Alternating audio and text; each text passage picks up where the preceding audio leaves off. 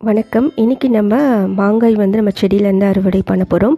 சின்ன வயசில் இந்த செடி நாங்கள் வச்சு பராமரிச்சுட்டு வந்தோம். சில வருடங்கள் கழித்து நம்மளுக்கு நல்ல மாங்காய் கொடுக்கும். ரொம்ப ஹைட்டாலாம் இல்லை, கொஞ்சம் ஷார்ட்டாக தான் இருக்கும். இந்த மரம் பார்த்திங்கன்னா நம்மளுக்கு ஒவ்வொரு வருடமுமே நிறைய மாங்காய் நம்மளுக்கு கொடுக்குது. நல்ல ஒரு முத்தின மாங்காய் நம்ம எடுத்து நம்ம பழுக்க வைக்கலாம். அப்படி இருந்தால் தான் மாங்காய் நல்லா பழுத்ததுக்கப்புறமா நல்லா சுவையாக இருக்கும். ஒரு 1 வீக்லேருந்து ஒரு 10 days கூட நம்மளுக்கு பழுக்கிறதுக்கு எடுத்துக்கலாம். நான் இப்போதைக்கு கொஞ்சம் மாங்காய் அறுவடை பண்ணியிருக்கேன். மரம் நல்லா அடர்த்தியாக அதோடய இலைகள் இருக்கும். இலைகளுக்குள்ளே நிறைய மாங்காய் நம்மளால் பார்க்க முடியுது. பார்த்திங்கன்னா உங்களுக்கு இந்த மாங்காய் எடுத்துகிட்டு நான் இப்போதைக்கு சின்னதாக ஒரு அரிசி வச்சுருந்த ஒரு பிளாஸ்டிக் டப்பாவில் தான் போட்டு வைக்கிறேன்.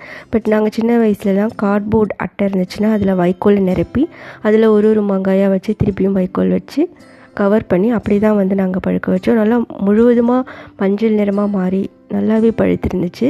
இப்போதைக்கு எங்ககிட்ட வைக்கோல் அதெல்லாம் இல்லை, அதனால் அரிசி பானையில் போட்டு வைக்கலாம். இல்லைன்னா இந்த மாதிரி இருந்துச்சுன்னா நம்ம போட்டு கவர் பண்ணி வச்சுக்கலாம். உள்ளே வச்சாச்சு. தினமுமே நம்ம அரிசி இதுலேருந்து தான் எடுத்து இது பண்ணுறோம். அப்போ நம்ம தினமும் திறந்துக்கலாம். சில நாட்கள் கழித்து பார்த்திங்கன்னா பழுக்க ஆரம்பிச்சிருச்சு. ஒரு மாதிரி கோல்டன் எல்லோ கலரில் நம்மளுக்கு கொஞ்சம் லைட்டாக மாறி இருக்குது.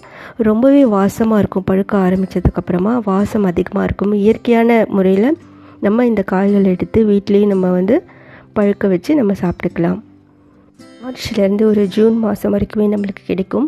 இது வீட்டில் இருந்த மரம்னால சில காய்கள் பறிக்காமல் விட்டதுனால நாங்கள் ஜூலை மந்த் வரைக்குமே கூட நாங்கள் எடுத்து அதை பழுக்க வச்சு சாப்பிட்டுட்டோம். மேங்கோ ட்ரீ ஒரு எவர்கிரீன் ட்ரீ.